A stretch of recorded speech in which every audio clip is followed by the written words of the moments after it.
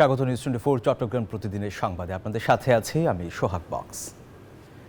চট্টগ্রামের বিভিন্ন স্থানে এখনও ওয়াসার সুপেয় পানি নিয়ে চলছে হাহাকার। 3 মাস ধরে নগরীর সরাইপাড়া সহ কয়েকটি জায়গায় মিলছে না ওয়াসার পানি। নলকূপের পানি ভরসা, তবে সেই পানিতে মাত্রাতিরিক্ত আয়রন থাকায় ভোগান্তিতে স্থানীয়রা। আর ওয়াসা কর্তৃপক্ষ বলছে দ্রুত সমস্যা সমাধানের চেষ্টা চলছে। আবু জাবেদের ছবিতে চট্টগ্রাম থেকে আরও জানাচ্ছেন নয়ন বড়ুয়া জয়। জীবন বাঁচাতে প্রয়োজন পানি, সেই পানি এখন সোনার হরিণ। অপেক্ষা করেও মিলছে না ওয়াসার সুপেয় পানি। ওয়াসার পানির সংকটে দুর্ভোগে দিশেহারা চট্টগ্রামের সরাইপাড়া লোহারপুল এলাকার বাসিন্দারা। 3 মাস ধরেই পানি না পেয়ে নলকূপের পানি পান করছেন তারা। তবে নলকূপের পানিতে আয়রনের পরিমাণ বেশি থাকায় অসুস্থ হচ্ছেন অনেকে।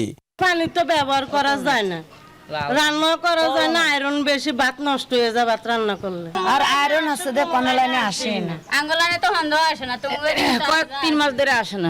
এইদিকে ওয়াসার পানি না পেলেও বিল পরিশোধ করতে হচ্ছে গ্রাহকদের।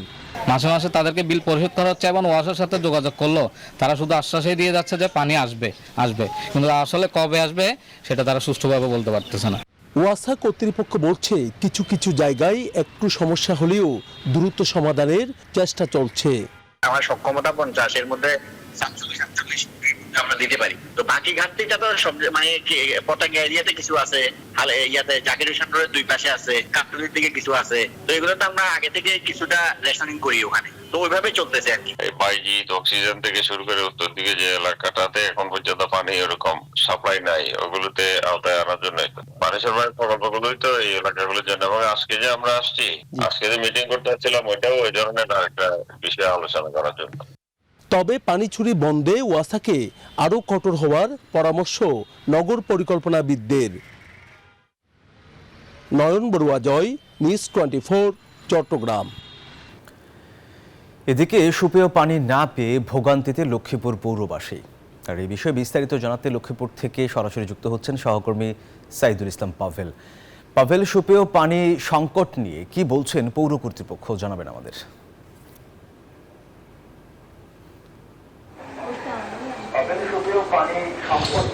ধন্যবাদ সোহাগ। আপনি যেমনটি সুপেয় পানির সংকটের কথা বলছেন, চট্টগ্রামেও লক্ষ্মীপুরে আসলে দীর্ঘদিন ধরে সুপেয় পানির সংকট চলছে। এতে লক্ষ্মীপুর পৌরসভার যে বাসিন্দারা রয়েছেন তারা চরম দুর্ভোগের শিকার হচ্ছেন। আমি এই মুহূর্তে রয়েছি লক্ষ্মীপুর পৌরসভার 6 নং ওয়ার্ডের একটি বাড়িতে। এখানে মানুষজন আসলে তাদের যে কলস হাতে পানির পাত্র নিয়ে তারা আসলে পানির অপেক্ষায় করছেন দীর্ঘক্ষণ। এখানে একটি পানির টেপ রয়েছে, আমরা একটু ক্যামেরায় আপনাদেরকে একটু দেখানোর চেষ্টা করি যে এখানে দীর্ঘক্ষণ ধরে তারা অপেক্ষা করছেন বলে আমাদেরকে জানিয়েছেন, কিন্তু এখানে কোনো পানি পাচ্ছেন না। মাঝে মাঝে যদি পানি আসে তাহলে কিছু তারা নেন, সংগ্রহ করেন, এবং যদি না আসে তাহলে পার্শ্ববর্তী আশেপাশের বাড়ি থেকে তারা সংগ্রহ করেন। আমরা এই মুহূর্তে একজন এখানকার যে বাসিন্দা রয়েছেন পৌরবাসী, তার সঙ্গে একটু কথা বলবো যে পানি নিয়ে আপনারা কি সমস্যা পড়েন। আসসালামু আলাইকুম। আসলে আমরা দীর্ঘদিন যাবত থেকে বিল দিয়ে যাইতে আসি, কিন্তু পানি পাইতে আসি না। মাঝে মাঝে যদিও আসে, ময়লা পানি আসে। আর আমরা ওই দূর পাশের বাড়ি থেকে পানি নিয়মিত আনতে হয়, খাওয়ার পানি অনেক আমরা কষ্ট করতে হয়। আমরা সবাই আমাদের এই সিস্টেম, আমাদের খুবই হ্যাঁ, আমাদের বাড়ির মধ্যে আরো আমাদের মানে যদি এখানে আপনি যেমনটি শুনলেন যে এখানকার যে পৌর বাসিন্দারা বিল নিয়মিত পরিশোধ করলেও তারা পানি পাচ্ছেন না। তো আমি এই বিষয়ে কথা বলেছি এখানকার পৌর প্রশাসকের সঙ্গে। তিনি আমাকে যেমনটি জানিয়েছেন যে লক্ষ্মীপুর পৌরসভায় 4টি ওয়াটার ট্রিটমেন্ট প্ল্যান্ট রয়েছে। এই 4টি ওয়াটার ট্রিটমেন্ট প্ল্যান্টের মাধ্যমে 25,000 যে হাউস হোল্ডার রয়েছে তাদের পানি সরবরাহ করা হয়। কিন্তু তিনি বলছেন যে বিদ্যুৎ বিভ্রাটের কারণে সেই 25,000 হাউস হোল্ডারদেরকে পানি সরবরাহ করা হচ্ছে না। তো এই ক্ষেত্রে পৌরবাসী আসলে সুপেয় পানি নিয়ে চরম সংকট এবং ভোগান্তির মধ্যে রয়েছেন। এই ছিল লক্ষ্মীপুর থেকে সুপেয় পানির সংকট নিয়ে আমার কাছে সর্বশেষ। আমি পিটছি স্টুডিওতে সোহাগ বক্সের কাছে। ধন্যবাদ আপনাকে। ইসকনের সাবেক নেতা এবং সম্মিলিত সনাতনী জাগরণ জোটের মুখপাত্র চিন্ময় কৃষ্ণ দাসকে সংঘর্ষ, ভাঙচুর ও পুলিশের উপর হামলার ঘটনায় 4টি মামলায় গ্রেপ্তার দেখিয়েছে আদালত। মঙ্গলবার মামলার তদন্তকারী কর্মকর্তারা চিন্ময়কে গ্রেপ্তার দেখানোর জন্য আবেদন করার পর এই আদেশ দেন আদালত। নিরাপত্তা নিয়ে উদ্বেগ থাকায় শুনানিটি ভার্চুয়ালি অনুষ্ঠিত হয়। এই 4টি মামলা সহ অ্যাডভোকেট সাইফুল ইসলাম আলিফ হত্যা মামলা মিলিয়ে মোট 5টি মামলায় চিন্ময় কৃষ্ণ দাসকে গ্রেপ্তার দেখানো হলো। কোতোয়ালি থানার মামলা নম্বর 441124 471124 আরো 4টি মামলা হয়। এই মামলার ঘটনার সহিত জড়িত আছে মর্মে উপলব্ধি করিয়া মামলার তদন্তকারী কর্মকর্তা তাহাকে মামলাগুলাকে গ্রেপ্তার দেখানোর আবেদন করিলে মাননীয় আদালত অদ্য শুনানি অন্তে তাহাকে প্রার্থিত মতে এই মামলাগুলাকে গ্রেপ্তার দেখানোর আদেশ মঞ্জুর করেন। চট্টগ্রামে দখলদারদের হাত থেকে জায়গা দখলমুক্ত করে স্কুল কলেজ প্রতিষ্ঠার দাবিতে মানববন্ধন হয়েছে। সকালে নগরীর বাকুলিয়ায় কল্পলোক আবাসিক স্কুল কলেজ বাস্তবায়ন কমিটির পক্ষ থেকে এই কর্মসূচি পালন করা হয়। এ সময় ব্যানার ও ফেস্টুন নিয়ে মানববন্ধনে অংশ নেন মাদ্রাসা ও স্কুলের শিক্ষার্থী এবং বাসিন্দারা। আবাসিকের স্কুল কলেজ ও খেলার মাঠের 1 একর জায়গা একটি চক্রের যুগসাজশে হাতিয়ে নেওয়া হয়েছে বলে অভিযোগ করেন বক্তারা। এ সময় দখল করা জায়গা দ্রুত ফিরিয়ে দিয়ে সরকারিভাবে স্কুল কলেজ নির্মাণের দাবি জানান আন্দোলনকারীরা।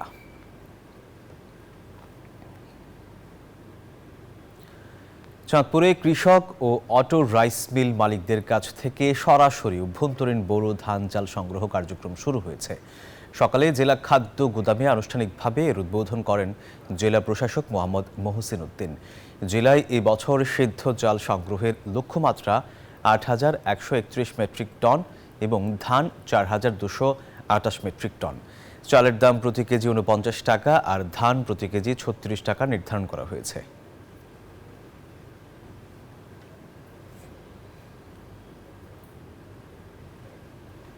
সংবাদের সময় হলো একটা বিরতির, সাথেই থাকুন। আবার স্বাগত সংবাদে।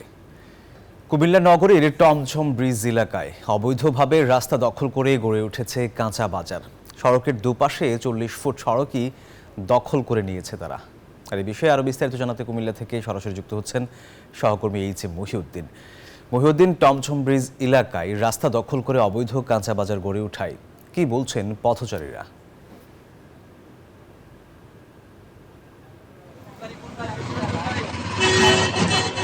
ধন্যবাদ সোহাগ আপনাকে। আপনি যেমনটি বলছিলেন, কুমিল্লা নগরীর টমসম ব্রিজ এলাকায় কোটবাড়ি যে সড়কটি রয়েছে সে সড়কটির পাশেই 40 ফিট করে 80 ফিট সড়কে কিন্তু সড়ক বিভাগ, সেটিকে আরসিসি ডালাইয়ের মাধ্যমে কিন্তু নির্মাণ করেছে। আমি যদি একটু দেখাই, এই আরসিসি ডালাই সড়কের উপরেই কিন্তু ডানে এবং বামে 20 ফিট করে 40 ফিট কিন্তু রাস্তায় কিন্তু দখল করে নিয়েছে কিন্তু কাঁচা বাজার এবং বিভিন্ন যে দোকানদাররা রয়েছেন। তবে আমরা যতটুকু জেনেছি, স্থানীয় একটি রাজনৈতিক মহল তারা এখানে প্রভাব খাটিয়ে এই ধরনের রাস্তা দোকান বসাতে সাধারণ মানুষ যেখানে হিমশিম খাচ্ছে।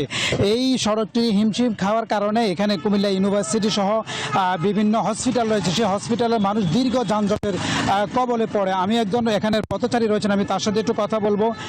স্থানীয় লোকজন, যে আসলে আপনারা কি ধরনের সমস্যা এটা ফেস করেন? আসসালামু আলাইকুম। জি, আমরা অনেক সমস্যার মধ্যে পড়ি। এটার মধ্যে সকালে যেমন স্কুলের বাচ্চারা যায়, ইপিজেডের গার্মেন্টস কর্মীরা যায়, রাস্তাটা সম্পূর্ণ দখলের মধ্যে চলে গেছে উত্তর এবং দক্ষিণে যে ড্রেন আছে, ড্রেনের ফুটপাতও দখলে চলে গেছে। ড্রেনগুলো পরিষ্কার করা অসম্ভব, যা কিনা পানির সামনে বর্ষা, ড্রেনগুলো পরিষ্কার করা যাচ্ছে না। মানুষ চলাচলের খুব কষ্ট। সিএনজি স্ট্যান্ড, অটো অতিরিক্ত বাড়ার কারণে এই টমসম ব্রিজে উত্তর দক্ষিণে যে বাজারগুলা দখল করে আছে, সন্ধ্যার পর থেকে ফুটপাত, ভ্যান গাড়ি সম্পূর্ণ রাত্র 10টা 11টা পর্যন্ত থাকে। তো এই মূল কারণ হলো গিয়ে এই রাস্তা দখল। যেমনটি বলছিলেন, আসলে এখানে সাধারণ মানুষ আসলে যে এই যে টমসম ব্রিজ এলাকায় এই সড়কটি দখল করার কারণে কিন্তু দীর্ঘ যানজট লেগে থাকে।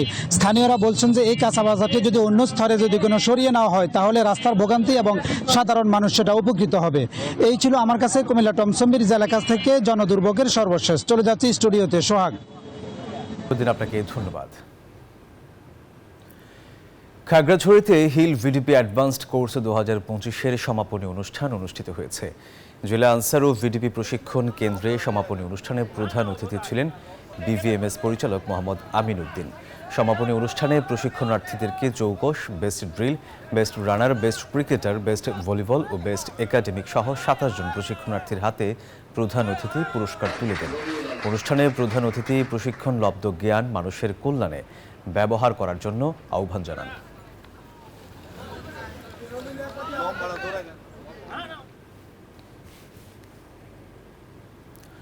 প্রথমবারের মতো দেশের মাটিতে বাণিজ্যিকভাবে আঙ্গুর চাষ করে সফল চাঁদপুরের উদ্যোক্তা কামরুজ্জামান প্রাধানিয়া। বিদেশি ফল চাষ দেখে প্রতিদিন ভিড় করছে শিক্ষার্থী, প্রতিবেশী ও তরুণ উদ্যোক্তারা। তবে আঙ্গুর ফল আবাদে ব্যাপকতা বৃদ্ধি পেলে নতুন তরুণ উদ্যোক্তাদের মাঝে ছড়িয়ে দেওয়ার কথা জানান কৃষি বিভাগের ঊর্ধ্বতন কর্মকর্তা। খোকন কর্মকারের পাঠানো তথ্যচিত্রে ডেস্ক রিপোর্ট। থোকায় থোকায় ঝুলছে লাল সবুজ রঙের বিদেশি ফল আঙ্গুর। প্রথমবারের মতো দেশের মাটিতে বাণিজ্যিকভাবে আঙ্গুর চাষে সফল হয়েছেন চাঁদপুরের যুবক কামরুজ্জামান প্রধানিয়া। মাত্র 20 শতক জমিতে আঙ্গুর চাষ করেছেন তিনি। তার সংগ্রহে এখন পর্যন্ত 18টি দেশের 85টি জাতের আঙ্গুর গাছ আছে। এরই মধ্যে ফলন ভালো হওয়ায় বাজারজাত করেছেন তিনি। আঙ্গুর ও চারা বিক্রি করে মাসে আয় করছেন 50,000 টাকা। স্বপ্ন পূরণে 2019 সালে পরীক্ষামূলকভাবে বাড়ির ছাদ বাগানে কয়েকটি গাছ লাগিয়ে যাত্রা শুরু করেন। এরপর আর পিছে ফিরে তাকাতে হয়নি তাকে। 2024 সালে গড়ে তোলেন প্রধানিয়া অ্যাগ্রো নামে আঙ্গুর বাগান।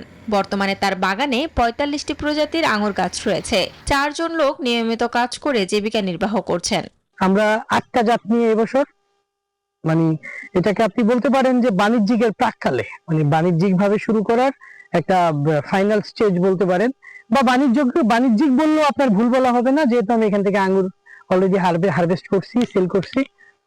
তো এখন আমার প্ল্যান আছে যে আমি ভবিষ্যতে এই বছরই আরো 2টা প্রজেক্ট, আমি ভ্যালেজের একটা প্রজেক্ট এবং একেলো বাইকুনুর এই 2টার একটা প্রজেক্ট, টোটাল আরো 2টা প্রজেক্ট এবছর আমি করব।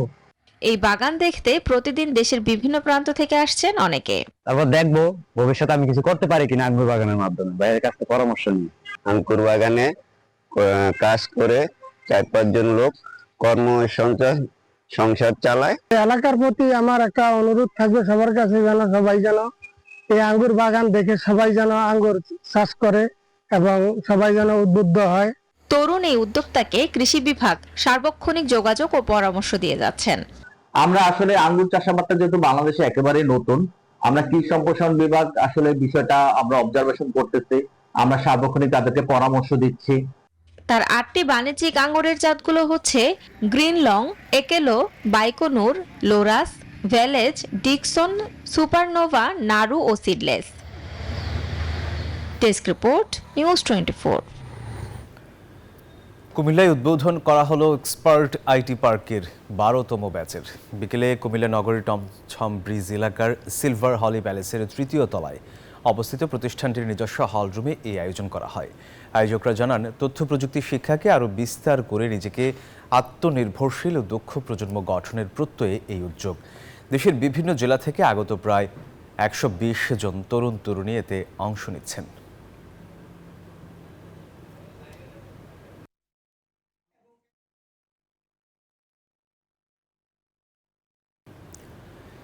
নোয়াখালীর মাইজদীতে সড়ক অব্যবস্থাপনার কারণে তীব্র যানজটের সৃষ্টি হয়। এতে চরম দুর্ভোগে পড়েন যাত্রীরা। আর এ নিয়ে আরও খবর জানাতে যুক্ত হচ্ছেন সহকর্মী আকবর হোসেন সোহাগ। সোহাগ, যানজট নিয়ে কি বলছেন পৌরবাসী, আর প্রশাসন কি ধরনের পদক্ষেপ নিচ্ছে?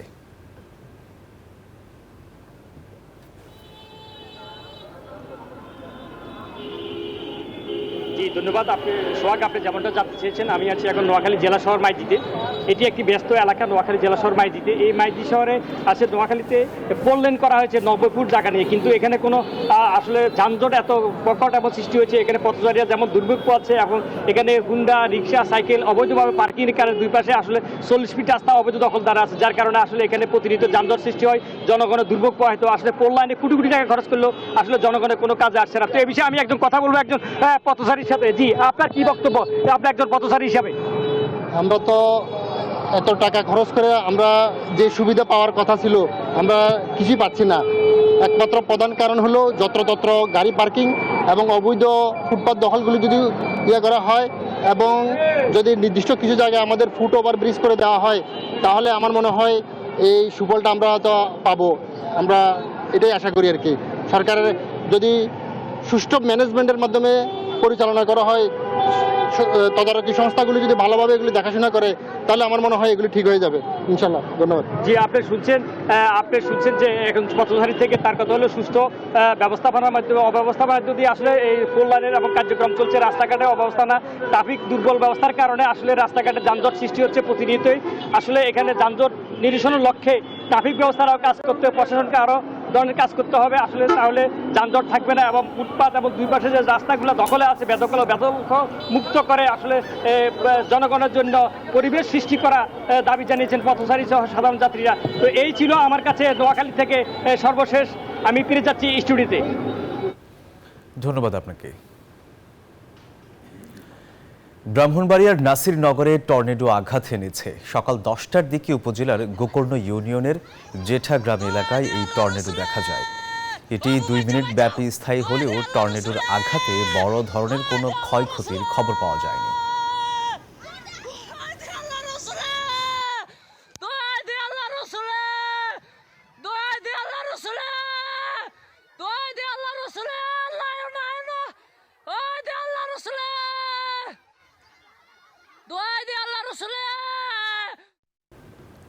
আর এই ছিল সংবাদে। ধন্যবাদ সবাইকে।